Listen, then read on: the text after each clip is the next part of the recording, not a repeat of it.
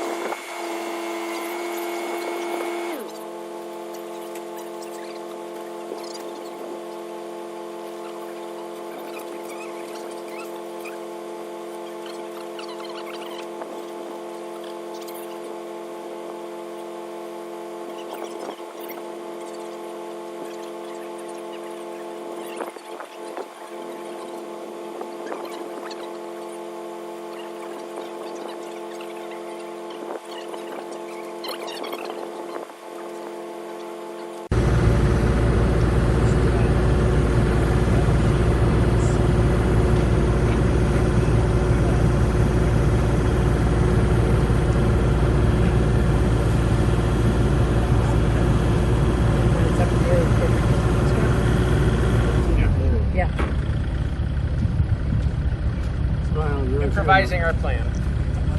Gonna add an extra strap on just to make sure nothing bad happens, and instead of using the other machine with the strap as well, we're just gonna duct tape a comforter to it, and he's just gonna be close to it to kind of catch it if it starts coming over too fast, rather than strapping it.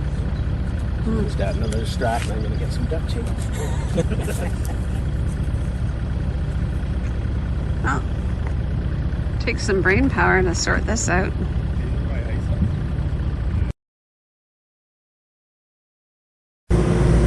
Here we go again. I'm not sure that quilt is going to break the fall. If it has.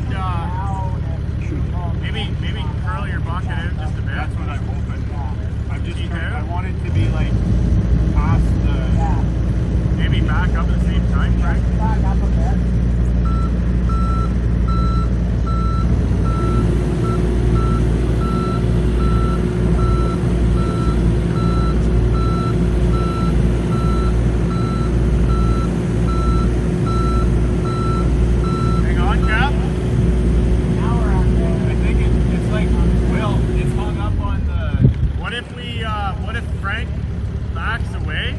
Yeah. And then he readjusts to catch up there. Next bump. Because now we're sitting, the boat's sitting on itself. So now I think we want to go one more, like let it bang one more before we do that. That's the worst. You want to back up some more and then? I'm probably going to have to push it again to get it off of that. Okay. So then if Frank just backs up a little bit, Yeah. you back up. I think you just back right away. Hang on, Kev. He's free. So get him just to back up a little bit to try and catch it again. Yeah, maybe back up another 6 inches or so. Let the boat roll over, and then you catch that upper lock. Okay, you come to him, Kev.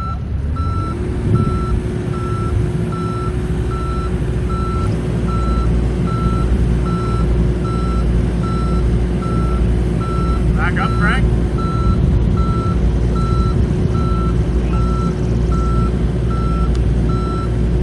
Keep backing up. Hang on, Kev. The word just fell inside. We don't think this is going to slip up to him now. I don't think it will. I don't think it's going to. I think I can just keep, like, get him to back up a bit more, just enough to catch it, and then just let.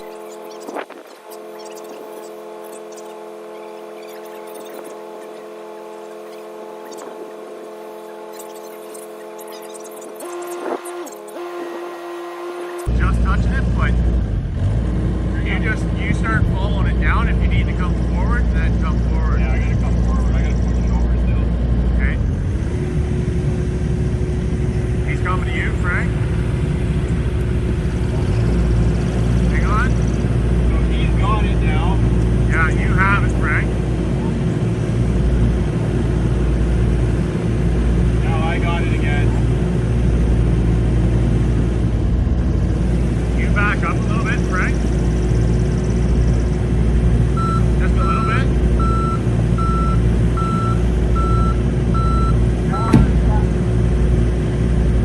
If he can pull away, Okay. I think he can get out of the way now. Like right out of the way. Well, unless the strap breaks and it goes, that's the only way. And I think I can just let it down now, and I can just keep walking in.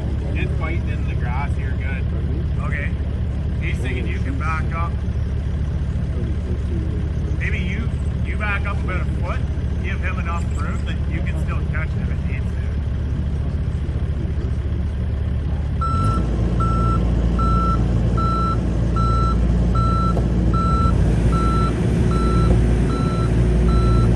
Just have him go slow with me. Yeah.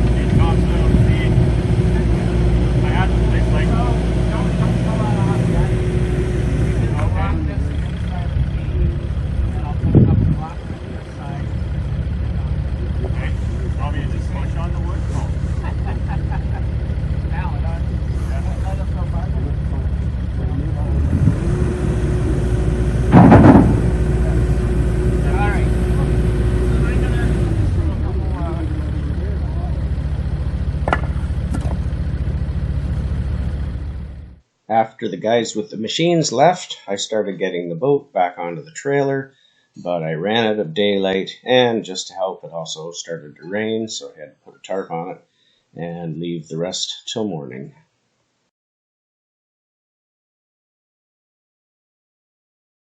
In the morning, I finished putting the boat on the trailer, and it fit perfectly. I couldn't be happier.